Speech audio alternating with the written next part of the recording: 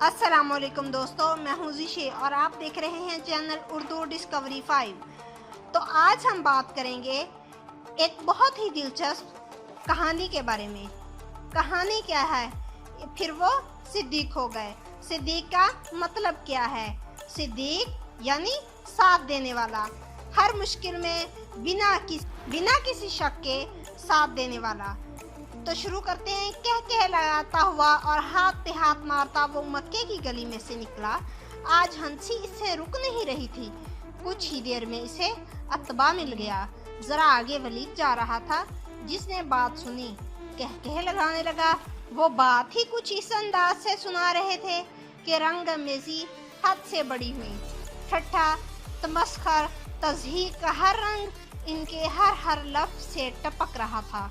आओ ना यार, अबू बकर को ढूंढते हैं, इसे बताते हैं, आज तो मज़ा आ जाएगा इसे शर्मिंदा करने का। हाँ यार, ये खूब कही, बहुत हमसे बहस करता है आज, मगर इसके लिए शर्मिंदगी का दिन होगा।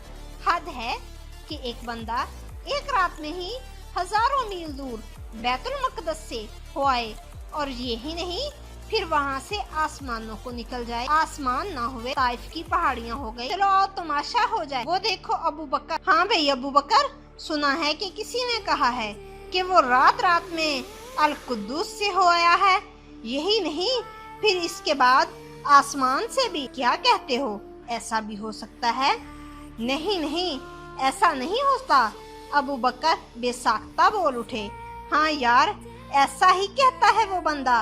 अबू जहल आज फुल शुगल के इरादे से खिलखिला रहा था। कहता कौन है यार, जरा ये भी तो खबर मिले। कुछ मुस्कुराते अबू बकर ने पूछा। हाँ, बता दो ना इसे फिर। वलीद ने शरारती मुस्कुराहट से अबू जहल को कहा। जी हाँ अबू बकर जी, आपके साहब अपने दोस्तों में, जिन्हें तुम लोग सहाबी रसूल कहते हो, बैठे ये दावा कर रहे हैं। अबू बकर को गुमान हुआ कि ये इनके मजाक का कोई रंग है। अबू बकर बोले, अंतुम तकज़िबून अलैहि, तुम इन पर झूठ बोलते हो। उन्होंने ये नहीं कहा होगा। या अबा बकर हुवा जालिस फिल मस्जिद वयहदिस अस्हाबा, जाओ और जाके सुन लो, वो हरम में बैठे अभी भी अपने असहाब को बता रहे हैं। अब के अबू बकर चूम गए। जमीन का रंग बदल गया। आसमान की चादर अब नीली न रही। अबू बकर का चेहरा ही और हो गया। बशरे पर अब मोहब्बत ही मोहब्बत थी। एहतराम, ऐसा एहतराम कि जैसे कोई सहीफा उठा लाया हो। सैयदना अबू बकर रज़ियल्लाहु तआला अन्हा ने कहा, हुआ यहदिस अस्हाब अल-आन, वो अपने साथियों को इस वक्त भी बता रहे हैं। नाम हुआ यहदिस, हाँ यार, अभी भी वो यही कह रहे हैं। साथ ही साथ में अबू जहल का कहा बुलंद हुआ। इसे गुमान था कि आज अबू बकर शर्मिंदा हुए ही हुए, लेकिन हैरतें इनकी मुंतजिर थी। उन्हें क्या खबर प्यार क्या होता है और मोहब्बत किसको कहते हैं, ईमान की हलावत किस शय का नाम है और अकीदा